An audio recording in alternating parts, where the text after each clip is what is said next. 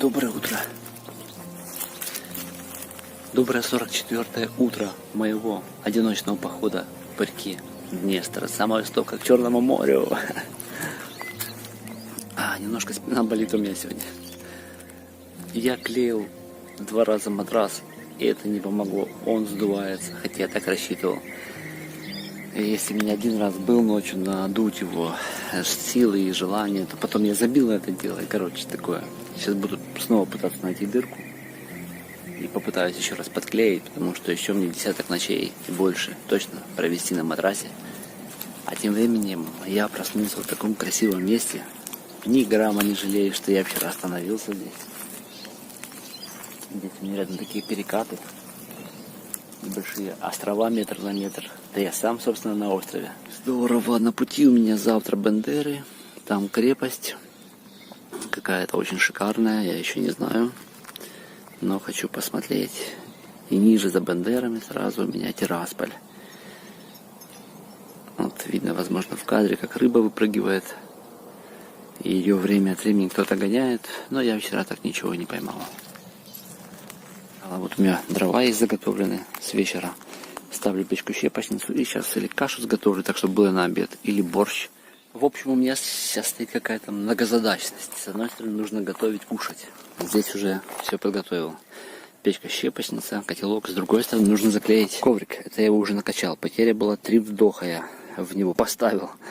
И я проверил там, где я подклеивал, там не травит. Это значит новая дырка. То есть этот коврик бесконечная проблема. И если им заниматься, это нужно с собой клей возить. Сейчас я его буду топить и искать дырку.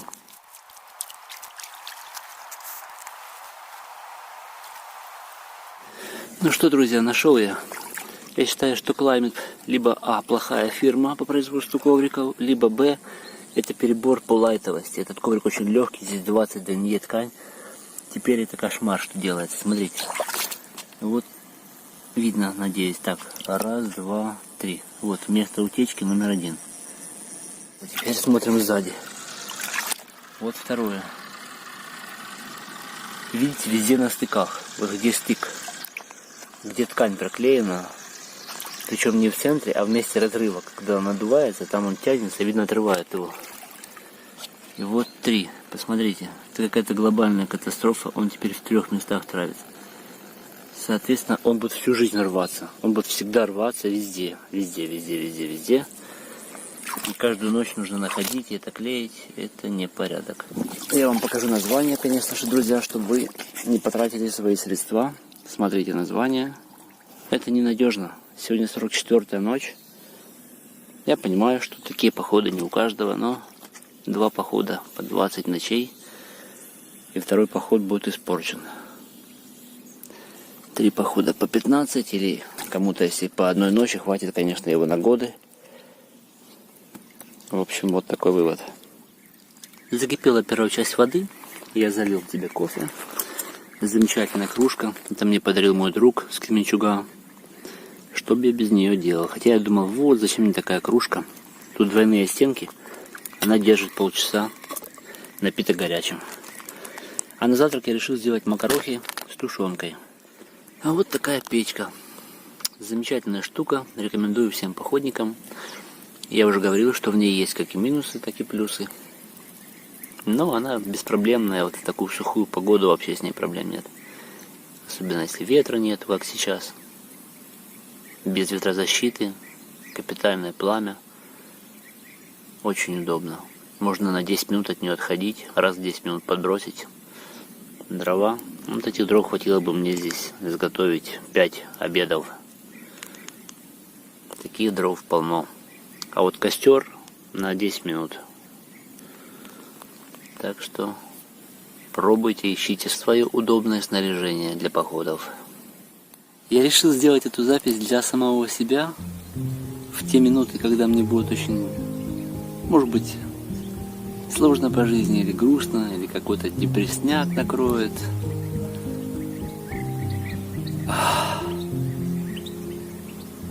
Нужно идти сюда.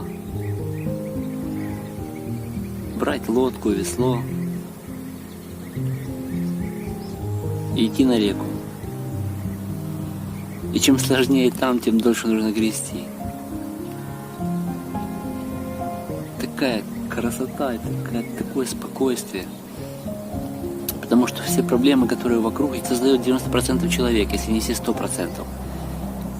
Все то общество, которое он создал, оно, мне даже кажется, это общество неудачников. Люди всю жизнь бегут по кругу, как белки в колесе, тратя свою жизнь только на то, чтобы ее поддерживать. Это не жизнь, это выживание. В городах живут только обеспечивая друг друга. Никто не получает удовольствия от жизни в городе. Только, может быть, маленькие минуты свободного времени где-то в парке. И человек не может расслабиться, потому что он ограничен. Он идет в парк и знает, я иду на 2 часа. Разве это отдых, разве это жизнь? Я гребу по реке. У меня нету в голове плана, что мне нужно успеть до 15 числа, до 20, мне на работу. Нет. У меня есть цель, море. И я к ней двигаюсь. С какой скоростью, неважно. Я живу каждый день в моменте. Если я встречаю людей, которых приятно мне видеть, слышать рядом с собой, или я встречаю интересное место, и я позволяю себе чуть дольше задержаться, выбиваясь из того плана, который мне предлагают люди, которые меня ведут по реке. Им нужен план, когда ты будешь здесь, тут тебя накормят, тут интервью.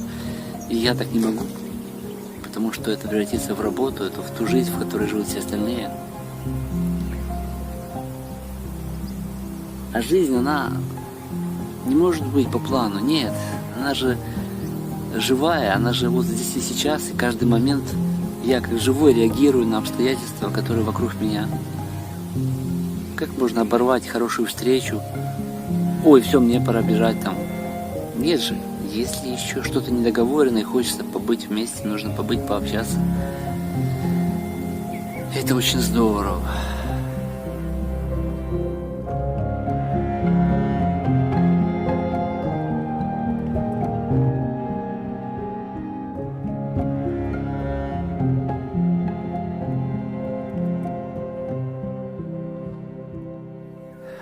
Эти отмели, они так прекрасны.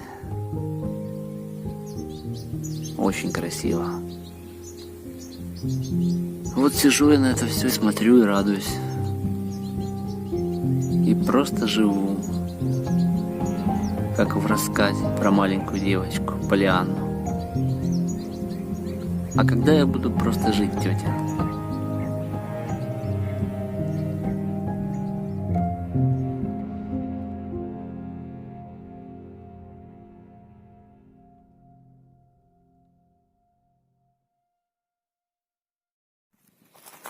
Так, ну что, давайте посмотрим, что у нас тут на завтрак подают. Обалдеть. Тушенка с макарохами. Огонь. Я сделал специально таким жидким, чтобы как на суп было похоже. Это я утром съем. А дальше останется более густая, чтобы не разлить по трюму лодки. Это будет мне в обед. Вот у меня обед уже готов. Ну а кофе в этой чашке, как я сказал, не остывает полчаса. Правда, уже час прошел, так что может быть не такой будет горячий, но тем не менее. Итак, 11:20 на часах. Лодка уже собрана.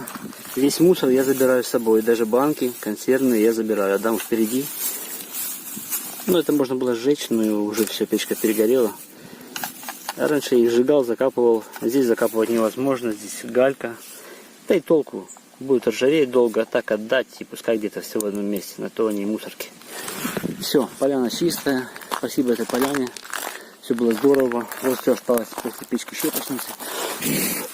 Зола ветер раздует. Это мусор не мой. Кто-то оставил. Это их не выбор. Пожалуй, все.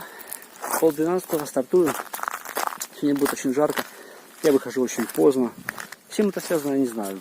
Коврик клеил, материалы видео перебрасывал. Постоянно сейчас заполняются уже все карточки. И там одна карточка скоро сломается. Она начинает тупить.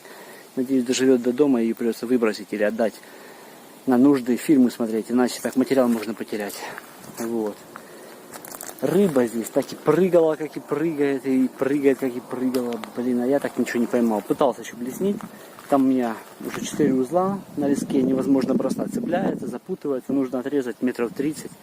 И еще мне хватит побросать. Но это нужно выделить время. Все, 30-ку должен жарить я сегодня, на часах 11:30. Так что не до съемок, буду только маслать. Снимать, думаю, особо будет нечего. Есть только такие красивые, как этот, острова будут на пути. Здесь мне, конечно, очень понравилось. Вот эти вот перекаты.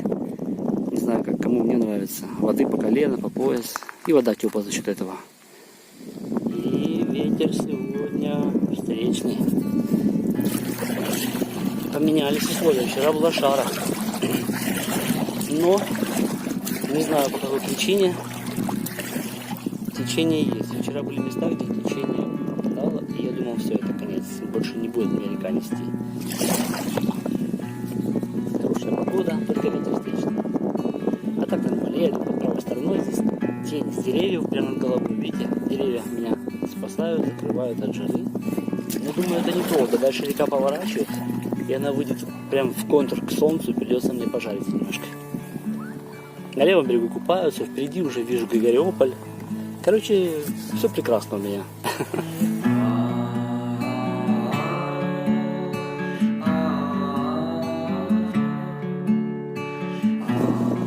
Это Григориополь. Посмотрите, какой высокий пирс. Явно расчет был на высокую воду, но ее не оказалось.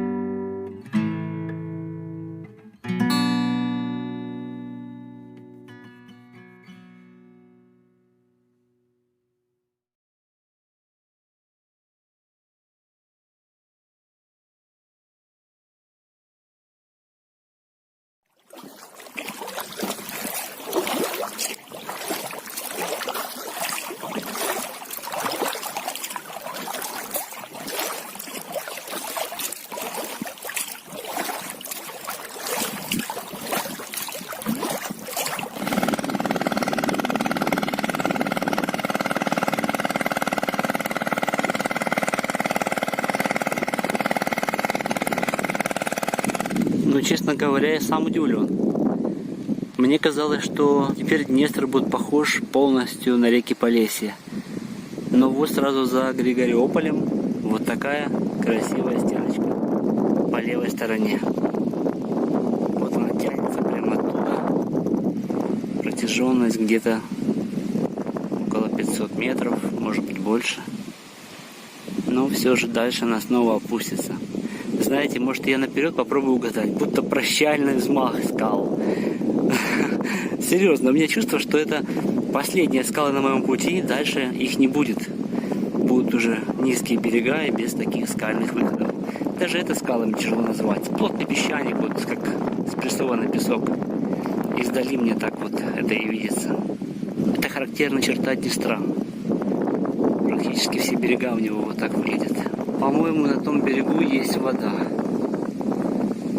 Вот прямо напротив. Что-то я чуть не упустил момент. У меня есть вода, но она техническая скважина. Я бы хотел вот такую питьевую из-под скалы. Вот там моя лодка. И уже сегодня я точно официально поднялся на землю Приднестровья.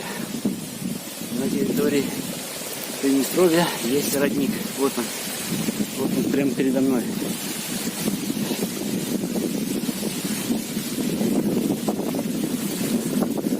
Аллилуйя, я спасен. Что значит вода? Это жизнь.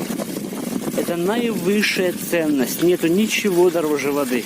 Но парадокс воды в том, что она самая ценная и самая дешевая. Но все относительно. Придет время, когда эта вода будет стоить дороже золота. К сожалению.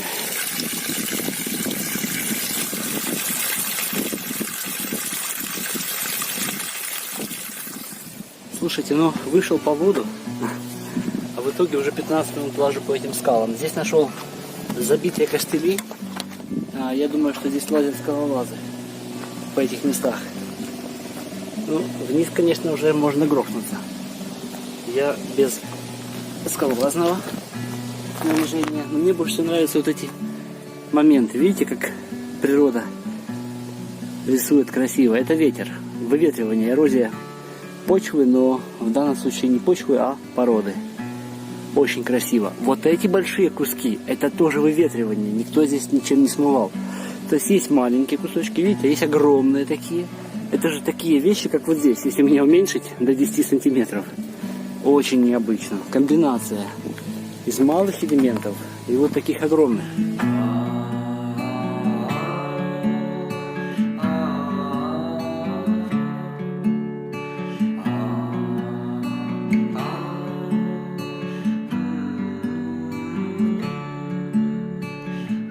Смотрите, целые пещеры, которые выдувает ветер. Здесь стенка принимает на себя удар. Вот сегодня ветер, кстати, встречный. В верховье, там Днестра, это я иду налево, вниз. И, конечно, ударяясь сюда, он способен на многое. Тем более, что смотрите, что делается. Вот масса. Ветер ее же поднимает в воздух и ей же шлифует. То есть, по сути, камень сам себя стирает. Это абразив. И он как наждачкой сам себя вычищает.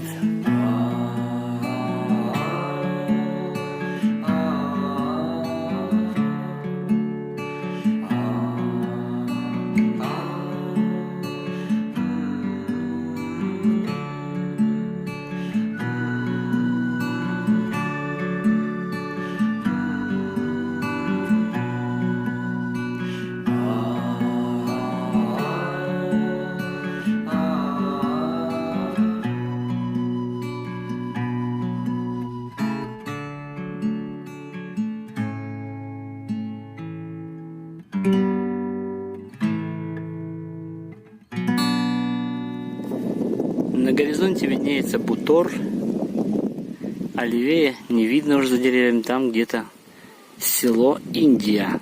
Это уже интересно. Прям как есть Индия. 18 на часах, прошел я около 20, может быть 20 с чем-то. Еще есть время погрести. Я думаю, результат будет такой же, как вчера, около 30. Впереди меня сейчас начнется Шерпенский плацдарм по правую сторону. Что это такое? В 1944 году силами Украинского фронта был взят правый берег посреди белого дня. И занята позиция 16 километров в ширину и 5 километров в глубину. Но что я хотел отметить? Снова река стала очень узкая. Смотрите, левый берег, буквально руку протянуть, и правый метров 60, может даже 50. А знаете почему? А я забыл сказать, что вот уже километров, наверное, 300, а то и все 400, толком ни одна река не впадает в Днестр. Это удивительно. Обычно в реку, километров 150-200, и какая-то река да впадает. И с этой причины я удивляюсь, что Днестр вообще не пересыхает. Его все используют, забирают воду на поля, пьют города, а он держится, хоть бы там до лимана не высох полностью.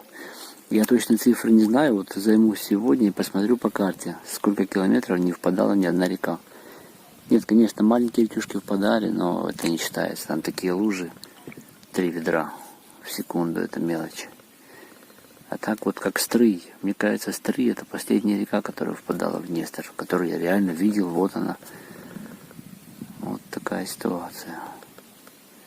На правом берегу, вот видно, цапли стоят, штук 20.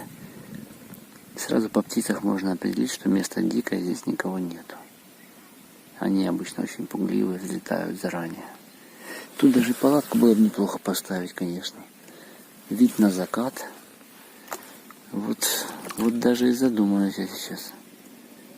Но хочется плацдарм посетить. Я не знаю, как там к нему подобраться. Это вечная проблема одиночных походов. Каждый раз думаю, как лодку оставить, на кого. Так, я перед Шерпенским плацдармом, историческое место. Он буквально за поворотом. И тут по левой стороне вот такой шикарный пляж. Не могу я пройти мимо. Закат будет красиво напротив меня. Беру.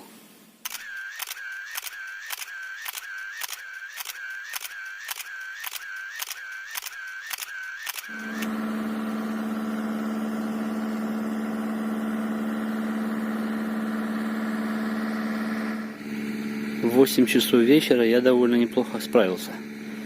Стоит палатка, частично вещи уже внутри. Сейчас эти последние занесу, лодку подтаскиваю, ужинаю и спать. В палатке я уже буду в 9. Прям детское время. Правда, у меня проблемка. Вот здесь у меня мотор стоит на том берегу.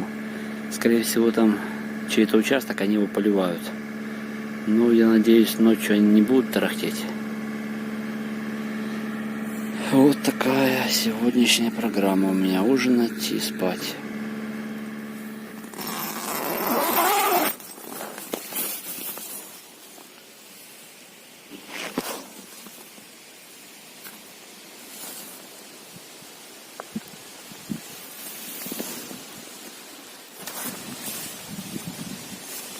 Доброе утро. Сегодня уже 45-й день. 45-й день моего путешествия. Я не знаю, когда он закончится уже.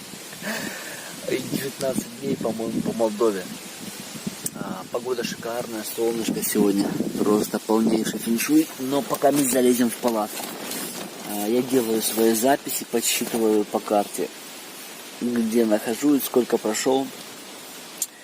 И сегодня ветер, это не очень гуд. Мне нужно будет завтра в обед быть в Бендерах, чтобы посмотреть крепость, потому что вечером уже не посмотрю. А дистанция еще около 70 или 80, поэтому сегодня маслать придется километров 35-40 охватить. И что еще? Как обычно, все, кашу сейчас буду варить какую-то, чаю напьюсь, соберу вещи вперед. Путешествие все же неумолимо заканчивается. Подсчитал уже больше 1000 с чем-то километров. И около 300, даже меньше 300 остается самого Днестра. Там еще Лиман будет впереди. О, кстати, хорошая новость. У меня матрас не травил сегодня. Я вчера заклеил те дырки, которые нашел. И он ночь продержал. То есть, короче, все равно ему, задница этому матрасу, он не соответствует качеству, потому что это мало. 40 дней в походе, а он травит каждый день.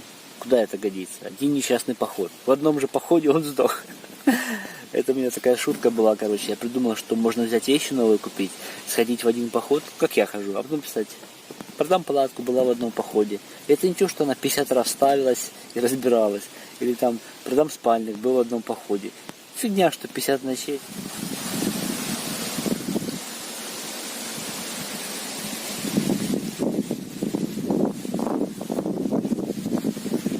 Ой-ой-ой-ой-ой. Весь телефон в песке, кошмар. И знаете, какой минус песчаного пляжа? Песок, правильно. Бедняга. Ладно, сниму, что у меня происходит. Дело в том, что я не часто снимаю сейчас, потому что у меня вон там стоит на зарядке телефон. 26%. Это очень мало. Я изготовил себе на завтрак булгур. Есть хлебушка еще немножко у меня, хотя я его ем мало. Кетчуп, сало. Это отдельный респект, уважуха Андрею из Наславчи, леснику. Он меня выручил реально этим куском еще. И сын его тоже кусок сала мне передал. Сало в походе — незаменимая вещь. Там есть у меня огурчик, помидор, и импровизированный столик, это лодка. На спаржелете я сижу. Кофе у меня заварен в термокружке. Вообще просто, рекомендую. Никогда не думал, что термокружка в походе. Казалось, легко ходить нужно, брать легкие кружки. Фиг там, это очень практично. Потому что я в одном котелке закипятил полный котелок чистой воды, залил кофе, а потом в оставшуюся пол котелка воды в пакетике опустил булгур. Все, удобно. Если бы наоборот, то как это сделать? Это значит, сейчас вот эту всю жидкость сливай, видите, это же от каши желтая. Потом по новой бегай здесь, подкидай дров, чтобы на кофе закипело, а сам там завтракай, неудобно. А так у меня кофе готов. До 40 минут держит температуру. Это очень удобно. За 40 минут, вернее даже за 25 у меня сварился завтрак. Я сейчас покушаю и горячий кофе выпью. Рекомендую. Сомневаюсь, что меня будет слышно хорошо, но все же надеюсь. Очень сильный ветер на этом пляже. Песок у меня везде, на зубах, в посуде был. Но суть не в этом. Что хотел сказать, смотрите, оставляйте всегда после себя чистые стоянки. Вот после меня все абсолютно чисто. Здесь палатка стояла, а здесь была моя кухня. Горстка пепла только осталась. Через час и она исчезнет. Никаких следов после себя.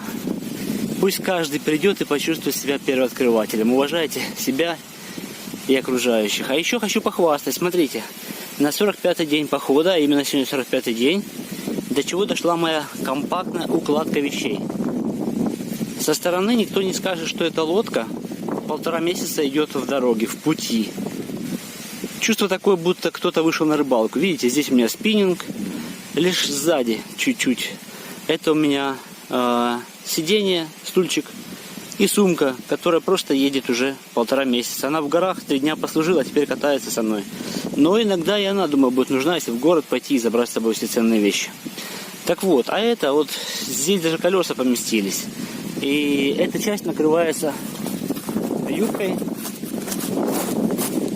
А юбка вообще на всю лодку, но я ее использую только как закрывать багажник. За спинкой это у меня багажник.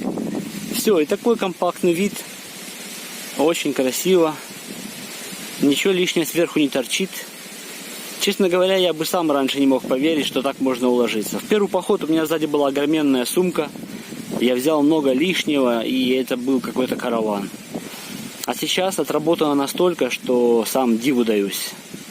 Компактность — наше все. Вообще считаю, поход нужно брать в основном только те вещи, без которых поход невозможно совершить. И если есть место свободное, тогда что-то из маленьких приятностей. Может, кофеварку взять. У меня длинный переход за этим поворотом. Но вот на этой горе находится этот плацдарм. И я хочу подняться туда, но пока не знаю как. Там рыбаки прямо есть. Может быть, им лодку оставлю. Как всегда, прямое решение по интуиции. Встану на воду и подумаю, как это правильно сделать. Все, друзья, добрый путь.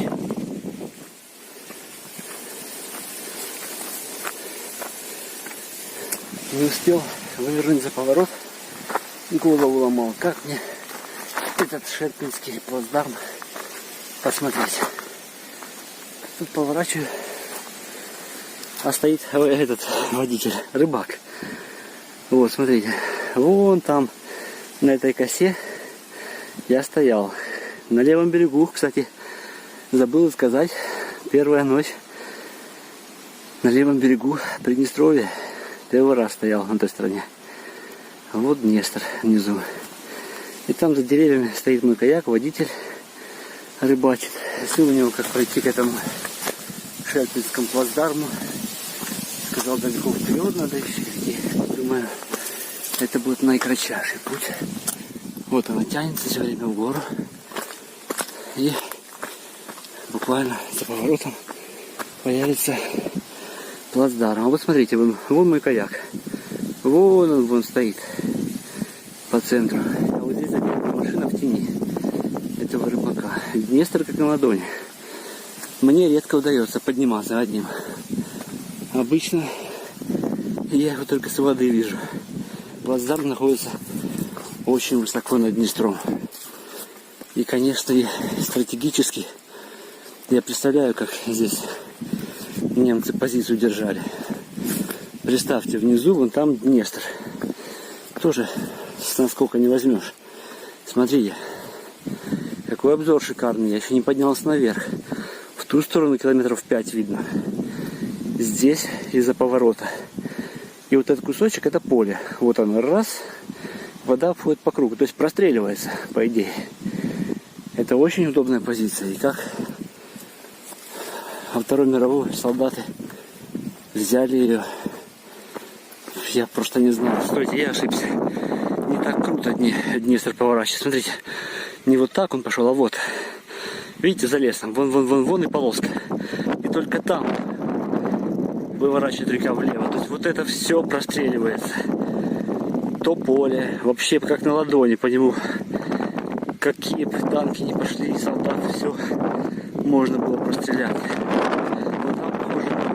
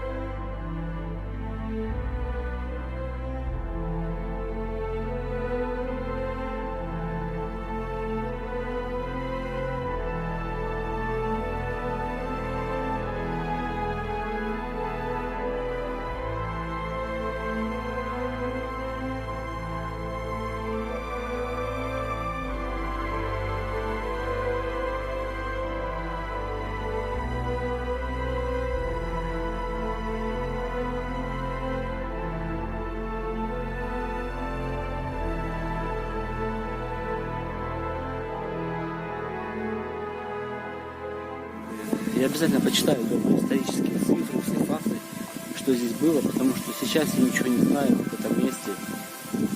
И хоть и написано здесь на мраморных плитах, никогда не забудем. Но одно дело не забыть, а другое дело не знать. Так что этот пробел я восстановлю, вернее заполню.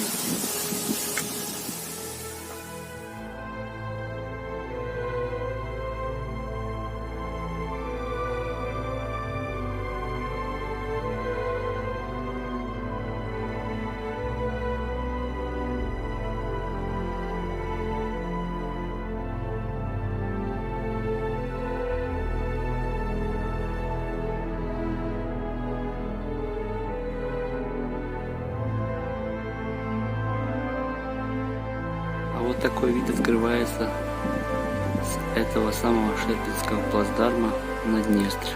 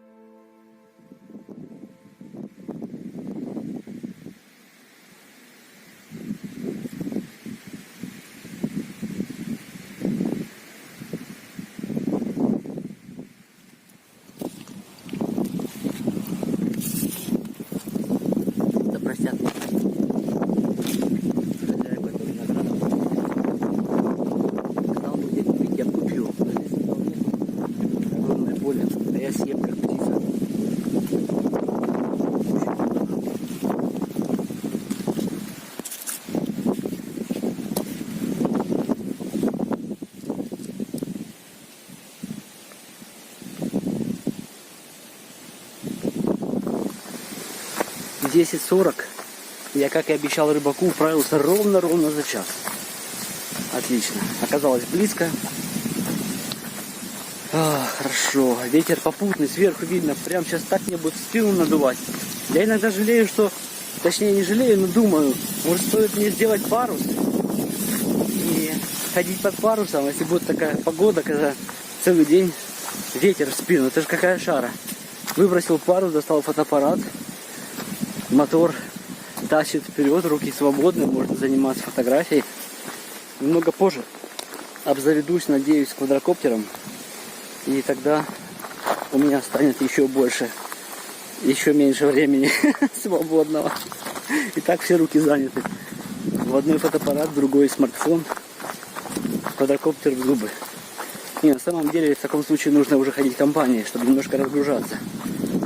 Вот. А еще лучше с семьей. Да.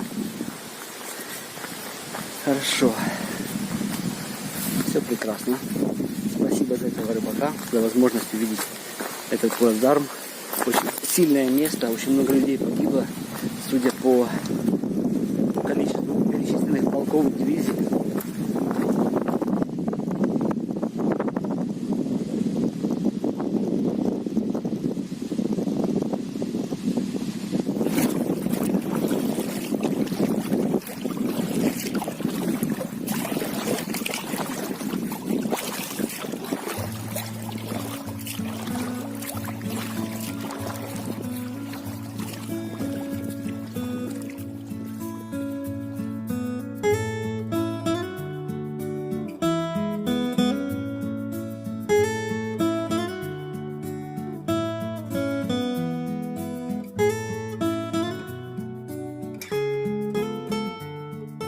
Здесь просто какой-то баунти, райский уголок. Пляжи такие шикарные тут.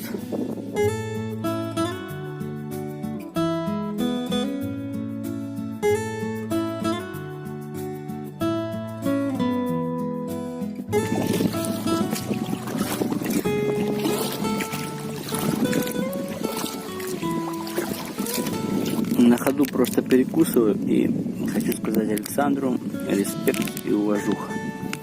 Вкуснейший перекус. Это казинак из семян тыквы и кунжута.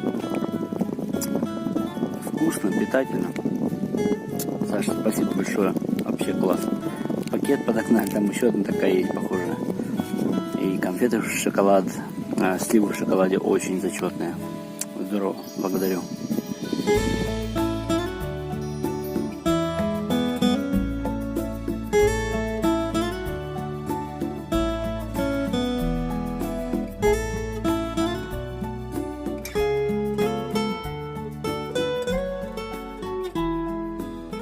Я хотел еще раз снять берега. Посмотрите, они совершенно рядом. Такое чувство, будто я приближаюсь не к устью, а к истоку. Вот правый берег, а вот левый. Но опять-таки, я уже говорил, что из-за того, что не впадает ни одна река достойная, а вот Днеструна не растет.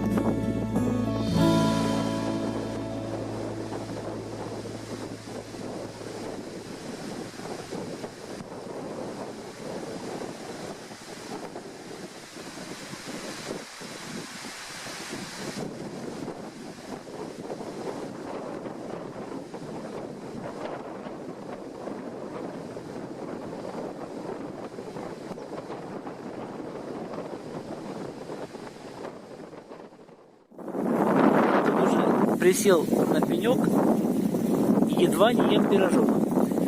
А вон там моя подруга верная, Илекса. Слушайте, феншуй феншуйный.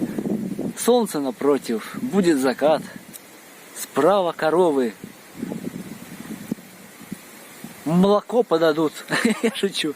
Короче, нет смысла дальше идти. Я смотрю издалека, что берег совсем упирается в воду и нету места для палатки. А здесь вроде как и ничего. Везде уклон. Но вот в одном месте я нашел прямо вот здесь.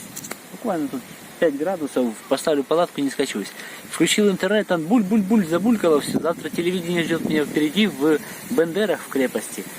Там же будет моя новая знакомая, которая водит детские группы туристов, которая тоже прошла Днестр. Вот мне будет интересно с ней пообщаться. И не нужно никого собирать специально в Тирасполе, потому что все дети на каникулах. А мы с ее детьми проедем, станем лагерем, и будет у меня палатка, лагерь и костер, и все там расскажу. Плюс меня Лилия отметила, канал Диез, они смонтировали материал про меня, где я давал в Адовые воды интервью. И вышло так здорово, просто что за меня сделали всю работу. В смысле, я не знал, как мне 10 дней этих сократить. Отмечу, что перескочим 10 дней, спасибо каналу Диез, и я уже в Адовых водах. Потому что, очень сильная история стала. И буду плясать от Адовые воды, и заодно и хорошая история. Вот так вот. Поэтому я такой веселый и улыбчивый. Спасибо Лиле и оператору Сергею.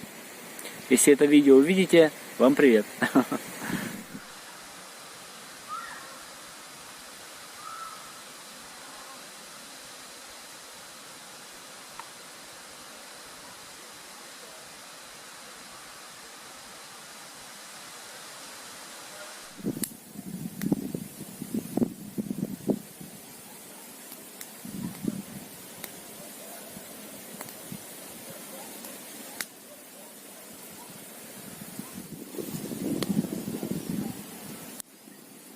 На часах 19:50, а у меня все готово. Лагерь стоит, вещи 90% в палатке, матрас накачан.